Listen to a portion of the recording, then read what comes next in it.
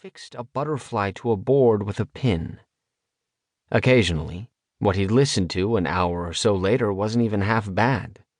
More often, though, what he heard was nonsense, and even before he stopped playing, he'd concluded that it was a waste of time. He wasn't actually dreaming of music. He was only dreaming of playing it. The texture and resistance of the keys under his fingertips, the beer residue and the metal mesh of the mic on his lips, the bass rumble from the stage through his torso, and more lately that rarest feeling of getting picked up and carried by the music itself. No more distinction between him and the keyboard, between him and those he played with, between crowd and band, all of them racing along with the same roar, the communion of that, the freedom. The paisley sheet his mother had made up the couch with had gotten tangled around his thighs in the night. He yanked it up toward his chin, but without much hope of getting back to sleep.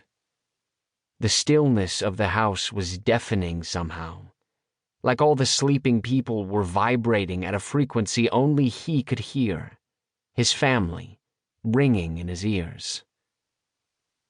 He kicked off the sheet and sat up, grabbed his jeans, crumpled on top of his duffel bag, and took out a sweatshirt.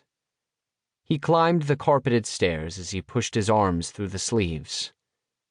Above the rail to his right were taped a dozen or more crayon drawings on white paper. Houses and suns, oceans and triangle-sailed boats.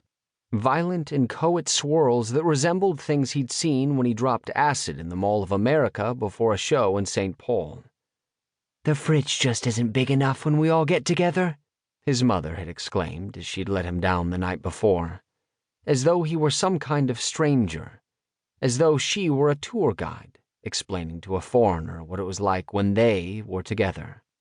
But he reminded himself, if he'd been absent for so long, he had only himself to blame. Fixed on the door at the top of the stairs was more kid art. Brown, hand-shaped cutouts of different sizes with glued-on elaborations. Yellow feet, red-orange waddles, plastic googly eyes, to establish that these were turkeys. "Happy Thanksgiving," one of his nieces or nephews had written in careful elementary school cursive on a piece of construction paper, masking taped above the doorknob. For some reason, it struck him like an ultimatum.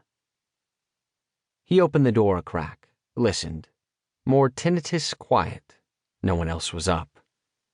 He moved as softly as he could down the corridor toward the front hall. When he was a teenager, he'd snuck out so often, and apparently so needfully, he'd been able to make this trip without turning on a single light. The 12 stairs up from the basement, left, and down this hall to the front door, his hand reaching the knob in the dark by pure muscle memory.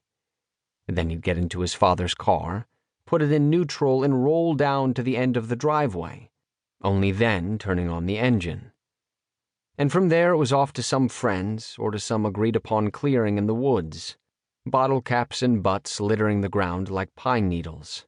Or if there was nothing going on, he and his friends would drive around the campus of the local state college, hoping to stumble on a party, smoking weed and listening to cassettes of Mudhoney, Guster, Pearl Jam, NWA.